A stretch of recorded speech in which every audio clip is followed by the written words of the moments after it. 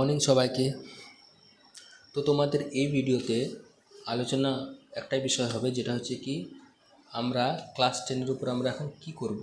যারা যারা ক্লাস 10 পরীক্ষা দিয়ে দিয়েছে, সামনে 8 তারিখে তাদের রেজাল্ট আছে, তারা অনেকেই এখন চিন্তায় আছে, অনেকেই চিন্তায় আছে যে আমি কি নিয়ে এখন পড়ব, ঠিক কি না। তো পুরোপুরি সেটা ডিপেন্ডেবল হবে কি তার আগ্রহ, লক্ষ্য আর তার ফিউচারের উপর। সে কি চাইছে, তার সেটা আগ্রহ, কিসের প্রতি তার আগ্রহ আছে সেটার উপরে, ঠিক কি না। তো সাধারণত অপশান আছে 3টা। ক্লাস 10-এর উপরে অপশান থাকে 3টে। কি নাম্বার 1 সায়েন্স একটা, তারপরে হচ্ছে কি কমার্স, তারপরে হচ্ছে কি আর্টস, ঠিক আছে। এবার সায়েন্স কারা কারা নেবে, ঠিক আছে। যাদের ম্যাথ আর সায়েন্সের প্রতি ইন্টারেস্ট আছে, যাদের অঙ্ক বিজ্ঞান ভালো লাগে, তারাই একমাত্র কিন্তু সায়েন্স নেবে। অনেকে কিনা এমন থাকে যে বন্ধুরা নিয়ে নিয়েছে, ওই বন্ধুর দেখে দেখে ভাবে যে না আমিও সায়েন্সটা নিয়ে নিই, পারবো আমিও। অনেকে বলবে যে না সায়েন্সটা খুব ভালো, তাহলে আমারও কি হবে, সুনাম হবে। কিন্তু সেটা কিন্তু করবে না, ভুলেও না। কেননা অনেকেই কিন্তু সায়েন্সটা নিতে পারবে না। শুধু বন্ধুর দেখে দেখে সে সায়েন্সটা নিয়ে নেবে, কিন্তু পরে সে ট্যাকেল করতে পারবে না কিন্তু, ঠিক আছে। তখন তার বাধ্য হয়ে কিন্তু সায়েন্সটা তার ছাড়তে হবে। তাই জন্য বলছি ক্লাস 10-এর আগে কিন্তু সে বুঝে যাবে যে আমি কোনটা নিলে আমি পারবো, ঠিক আছে। তো আমি কি বললাম, সায়েন্সটা কাদের জন্য তাহলে, যে ম্যাথস আর সায়েন্স যে ভালো পারে সেই একমাত্র কিন্তু সায়েন্স নিতে পারবে, ঠিক আছে। এখানে ক্যারিয়ার অপশানগুলো কি আছে, সায়েন্স নিলে সে কি হতে পারবে। তো সায়েন্স নিলে হতে পারবে নাম্বার 1 তো জানোই সবাই, ডক্টর, ডাক্তার পারবে হতে। তারপরে হচ্ছে ইঞ্জিনিয়ার হতে পারবে সায়েন্স নিয়ে, ঠিক আছে। এই দুটো হচ্ছে বেস্ট আমাদের জন্য, ঠিক কিনা। ডাক্তার ইঞ্জিনিয়ার হতে চাই সবাই, তো সায়েন্স নিয়ে খুব ভালো হবে, ঠিক কিনা। ডাক্তার পারবে হতে, তারপর ইঞ্জিনিয়ার পারবে হতে। তারপরে আইটি সেক্টরগুলো আছে, বড় বড় কোম্পানি, আইটি সেক্টরে যে কম্পিউটারে যেগুলো কাজ থাকে, ঠিক কিনা, সেটাতে পারবে, যেতে পারবে, ঠিক আছে। এই কেরিয়ার অপশানগুলো আছে। দেখো এখানে কিন্তু অপশান কিন্তু অনেক বেশি আছে, হিউজ পরিমাণে কিন্তু আছে, কিন্তু কঠিন, কিন্তু সুযোগ কিন্তু অনেক বেশি আছে। আর হ্যাঁ, সায়েন্স যদি নাও তোমরা, তো এই সায়েন্সের মধ্যে যে সাবজেক্টগুলো যেগুলো থাকে সেগুলো কি থাকে, নাম্বার 1 থাকে হচ্ছে ফিজিক্স, ঠিক আছে। তারপরে থাকে কেমিস্ট্রি, তারপরে ম্যাথ, তারপরে হচ্ছে বায়োলজি, ঠিক আছে। বাংলা ইংলিশ তো কম্পালসারি থাকেই, ঠিক আছে। তো এই সাবজেক্টগুলো থাকে এই সায়েন্সের মধ্যে, ঠিক আছে। তো আমি কি বলছি, যে যাদের কিন্তু ম্যাথস আর সায়েন্স ভালো লাগে তারাই কিন্তু এটা নিলে পরে তাদের জন্য কিন্তু ভালো হবে, ঠিক আছে, বলে দিলাম।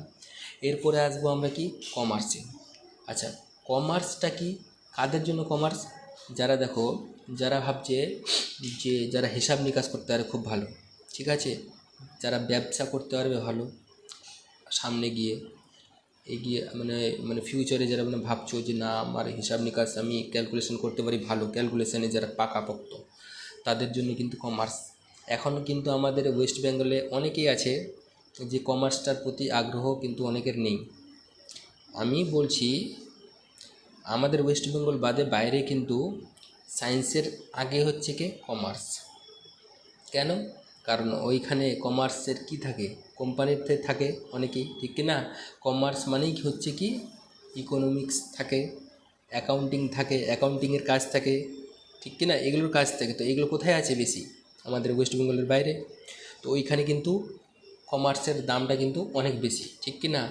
তো এখানে যে সাবজেক্টগুলো হয় সেগুলো হচ্ছে কি অ্যাকাউন্টেন্সি থাকে, তারপর হচ্ছে বিজনেস স্টাডিজ থাকে, যে কীভাবে সে বিজনেস করবে, ঠিক কি না।